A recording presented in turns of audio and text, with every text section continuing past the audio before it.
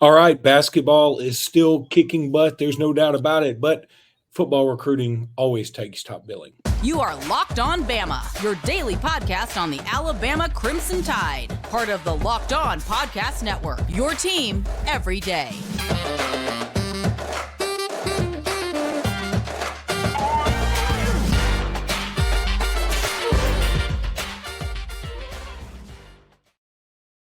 Hey, everybody. Welcome back into Locked On Bama. Luke Robinson, that's me. Jimmy Stein, that's him. This episode is brought to you by Nissan, and I'll tell you about Nissan in just a minute. And also, thank you for making us your first listen every single day. I am still in the Bahamas and enjoying myself. I hope that everybody else is enjoying their spring breaks. I got all my children here, and it's great. So, Jimmy, we want to talk basketball for sure, and we're going to. And there's a little nugget that was dropped today on 100.9. By Nate Oates that doesn't bode well, but we'll talk about that in a minute. Wanted to bring up because your guys over at On 3 had a great article about Faison Brandon. It seems like it should be Brandon Faison, but it's Faison Brandon. And it's he's the number 1 quarterback in the 2026 class out of North Carolina, number 12 player overall in 2026. But he has made a visit to Alabama recently. He seemed to enjoy himself a lot. And look, it's just another example of Alabama doing much better on the trail than people thought they would under this staff. I mean, you heard all the Husky Harsin stuff, and I hate to keep harping on that because he's obviously dispelled any of that stuff. But boy, I mean, this is better than I think even Alabama fans thought it would be. Yeah, early on in terms of interest from what I would say is, even though it ultimately has to be judged by signing day, who actually signs, not even committed, but who signs. So we won't really know until December.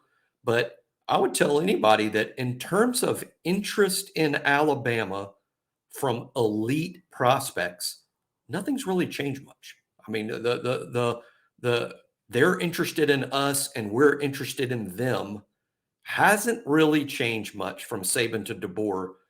Maybe a little bit more of an emphasis on the offense in terms of big names, because I think some quarterbacks and receivers in particular and running backs seem to be really interested in playing in this offense. Yet all the early commitments are on the defensive side of the ball, which is sort of a fun dichotomy there. But in terms of people saying, okay, what's the difference from the new staff to the old staff in terms of recruiting? Right now, I'd say very little. The way they go about it is drastically different, whereas Nick Saban sort of and I mean this as a compliment, a control freak when it came to recruiting. It was sort of all Saban. I mean, he signed off on everything and was intensely involved, whereas DeBoer has created a little bit more of a system in place that's sort of spearheaded by others, and then it kind of filters to him. It's not that DeBoer's not involved; it's hugely involved, but it's just different. It's like Nick Saban felt recruiting was so important. He's like, I got this. When something, I guess it's that old statement, when something needs to be done right, do it yourself. That's a Nick Saban as it relates to recruiting. Whereas I think DeBoer is like, hey, what we're going to do is have a general manager and we're going to create the system of where we can evaluate all these kids and all these kids get these offers. And then we have a process and I'm going to manage the process or supervise Courtney Morgan, who's the general manager. So they do it so differently. It's more of a group effort, but all that matters will be the end result. And we won't really know that until December, but Faison Brandon is a good example of, hey, the quality of prospect interested in Alabama has not changed from Saban to DeBoer. And I would say that the reason why Faison's kind of important right now, kind of a recruiting earthquake over the weekend with Jared Curtis, a top 2026 quarterback from Nashville who liked Alabama a lot, committing to Georgia.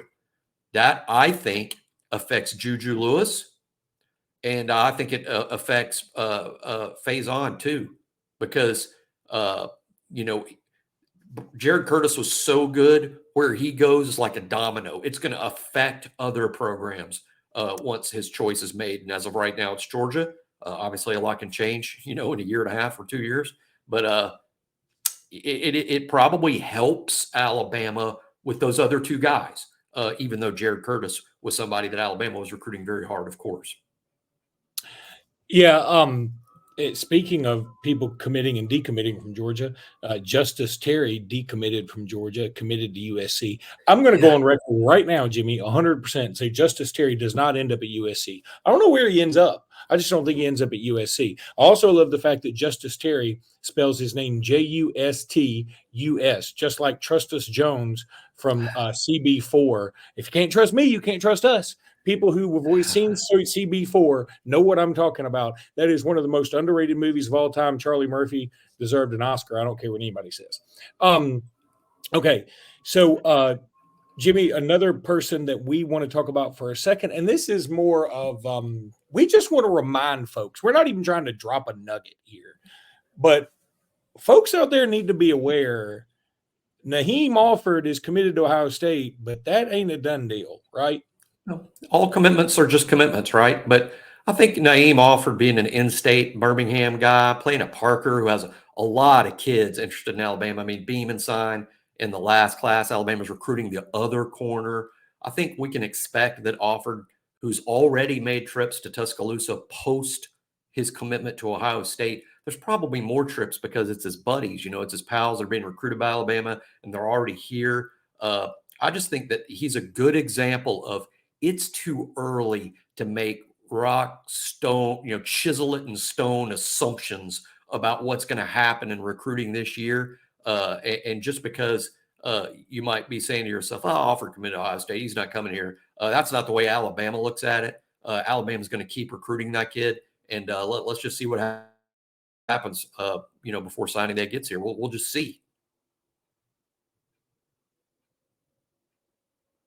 Nope, wait. I almost muted, then I muted, then unmuted, and I screwed it up. Oh, wait. I just think it's cool that you, of all people, have discovered Atlantis, and it was in the Bahamas the whole time.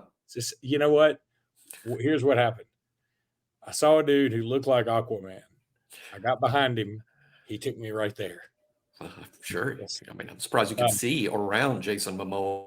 Who knew Atlantis was so expensive? I had to go deep diving for some doubloons to be able to afford this place. Jimmy, seen the new Aquaman? Is that any good? No, it's awful. All the Aquaman. I thought the first one was okay. I didn't think it was awesome, but I thought the first one was okay. But it's not. Any origin story has kind of got me. And plus, I didn't understand Aquaman. I mean, I watched the cartoon when we were growing up, the Justice League stuff. Even as an 8-year-old, I'm like, okay, so he swims fast. How does that make you, a crime? That's not Batman. You're not Superman. Well, you can just swim fast. Is Michael Phelps an Avenger? No, we know that's a good point, because here's the thing. Even though the earth is, 85% water or whatever it is, we can't relate to water related crimes unless he's stopping, pirates off the coast of Africa or whatever, like the Tom Hanks movie. Unless he's doing that, we can't relate. We can relate to somebody sticking somebody up or carjacking somebody or, bank fraud or whatever, some of these other things. We can relate to all that. We can't relate to space crime. I don't like space crime talk. I don't like Guardians of the Galaxy that much. I can't relate to that because I don't know. You can make up anything, it needs to be moderately relatable. But I just picture Aquaman and Superman at Justice League, and Aquaman's going, "You got Lex Luthor, right?" And Superman's like, "I got him." And then Aquaman having to say, is he ever in the water? Superman, no. And Aquaman's like, when he gets in the water, I can help you out. There's a great Family Guy clip where a guy is attacking a woman, and she's like, "Help, help!" And Aquaman's in the water going, "Hey, buddy, you need to cut that out." And he just keeps going. He goes, "You better not bring your butt in the water, or it's over for you." Maybe where I'm getting this. I haven't seen that, but I mean, that's exactly what I'm talking about. It's like, that's a terrible superpower to have, because what happens in the water? And I guess he needs to do something about the Somali pirates. I mean, that's the only thing he's got. But I'll tell you something else we got, and that's Nissan. This week's March Madness Bracket Highlight is brought to you by our friends at Nissan. Each week, we're picking one team that stands out, a team that pushed it further than the rest. Just like any of the all-new 2024 Nissan SUVs, these guys were able to take it to the next level. The North Carolina Tar Heels, who Alabama plays next, can only be described as an Armada. The 1 seed is as hardcore as it gets out there, so no wonder they secured a spot in the Sweet 16 this Thursday against Alabama in the NCAA tournament. They're a favorite. Picked by many to make a run for the championship, but let's see if Alabama can stop them. Take the Nissan Rogue, Nissan Pathfinder, or Nissan Armada and go find your next big adventure. Shop NissanUSA.com. Of course, I want to tell you about FanDuel too. You know I love some FanDuel. We all love FanDuel. FanDuel, you can beat an egg, you can beat a bush. You can't beat FanDuel. FanDuel.com/lockedon. That's where you want to go. Say goodbye to busted brackets because FanDuel lets you bet on every game of the tournament. Whether you're into betting on a big upset or a 1 seed, it's time to go dancing on America's #1 sportsbook. Right now, new customers get $200 in bonus bets if your first $5 bet wins. That's $200 to use on point spreads, money lines. You can also pick who's going to win it all. Whatever you want to do, just visit FanDuel.com/lockedon and bet on college football hoops. That would be kind of cool. College hoops until they cut down the nets. And you'll love some FanDuel, I promise you.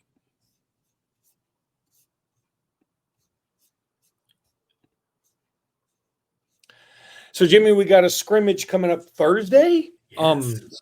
That's big time news, buddy, and excited about that. So, what are you most excited about? I mean, the easy answer again. Don't say quarterback. Don't say quarterback. Because that's the easy answer. That's a cop-out. Yeah. So what are you really most excited about Thursday? Okay, I won't say quarterback, but it is sort of quarterback.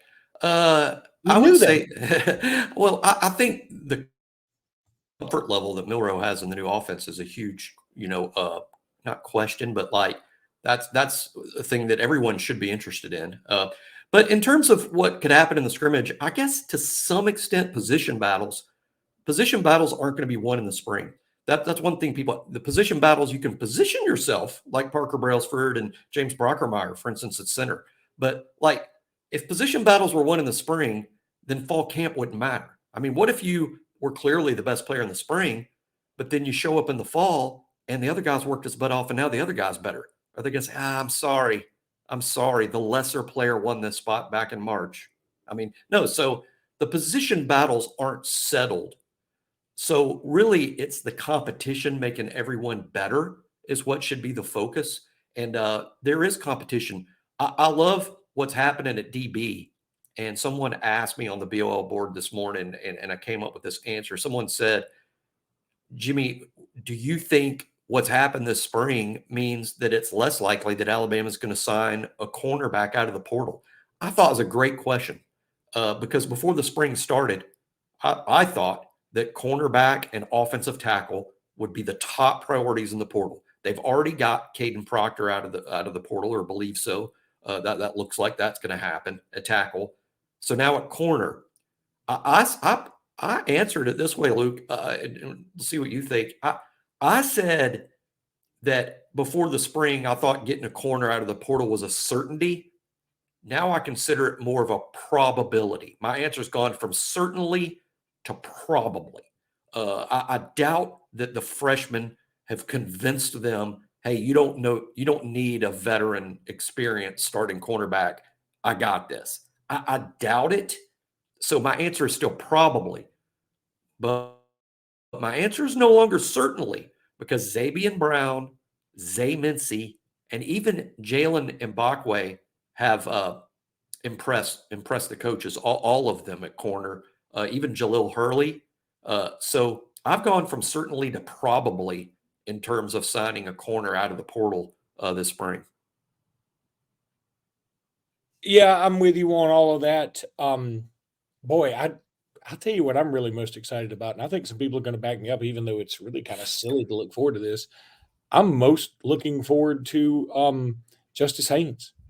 Yes. I want to get a good report. I want somebody to say Justice Haynes broke one today, and or broke ankles today, or broke someone's helmet, or broke something.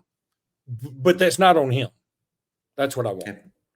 Yeah, We haven't seen scrimmage work when the media's been allowed. I've been to two media practices, the media periods. We haven't seen scrimmage work with the running backs, but when they go through drills, it appears Justice Haynes is at the head of the line, not Jam Miller. And I would have guessed before it started just on seniority that it would be Jam Miller. But it does look like when they go through drills and they take turns doing what they're being coached to do by Coach G, Robert Gillespie, they call him Coach G.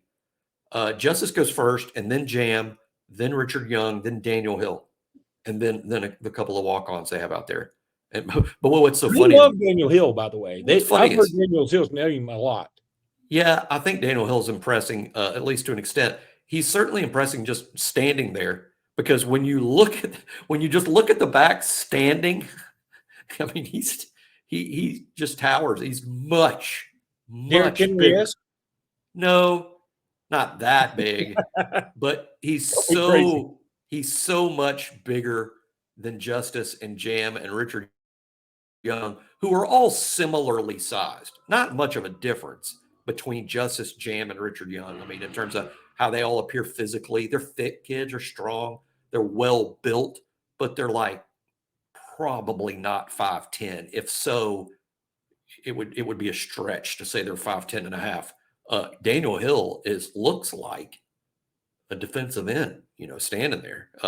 Just looks like a much different kid, but he looks smooth going through the drills. And let's be honest, they're just going to use him a little differently, right? I mean, he's built to be the 3rd and 1 guy. What's interesting to me is, will there be buy-in on his end? If they're like, hey, we want you to specialize on the goal line and be our 3rd and 1 guy, there's got to be buy-in, that because there's a style to that. There's a style. He wants to hit the home run. There's a style to, I've got to sell out to make a yard. So let's see if there's some buy-in there, if it's even necessary, because I'll tell you what, they're not ideal short yardage guys, but Justice and Jam and Richard are so talented. They're going to get you that one. They're good. They're good bets. Ideal short yardage guy. Well, he's going to run through arm tackles. You got to bust Justice Haynes to get him down. That's true. I'm just saying, in my mind, short yardage backs are 220, 215, big dudes. Justice isn't a big dude, but he's tough. Jam's tough too. We just hadn't seen a lot of Richard. I love that running back group. I think Alabama's going to run the ball more than people think. I think the perception is DeBoer and the staff are going to come in and it's the Michael Penix offense. Well, they had a 6th-year quarterback who had been in their system for 5 years. That's who they built it around. I think it's going to be tough for them not to build it around this running back group. They're just so good. All right, Jimmy. In this next segment, it's time to talk a little basketball.